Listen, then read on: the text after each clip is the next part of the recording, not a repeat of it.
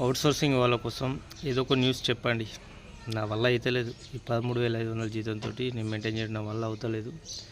అయితే మొత్తానికి బంద్ చేయరి, లేకపోతే జీతాలు పెంచుర్రి. ఏదో పని చేసుకొని బతికి చేస్తాం, కానీ ఇక పెరుగుతాయి అగ పెరుగుతాయని ఆశ పెట్టకూరి. ఇట్లా టైం వేస్ట్ అవుతుంది చాలా. ఏజ్ కూడా లేదు. సో వీలైనంత తొందరగా ఏదో ఒకటి అప్డేట్ చేస్తే మా దారి మేము చూసుకుంటాం.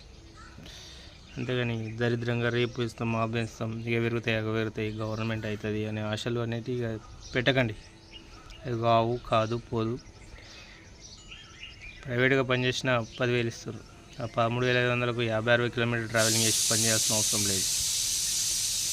ఒకవేళ ఇందులోకి వెళ్ళిపోతే మళ్ళీ ఏడా పెరుగుతాయో సాలరీ అనే ఆ భయంతో చేసుడు అవుతుంది తప్ప ఏం లాభం లేదు. సోషల్ సర్వీస్ చేసినట్టు 60-70 కిలోమీటర్లు పోతే ఏం మిగులుతుందో మీరు ఆలోచించండి.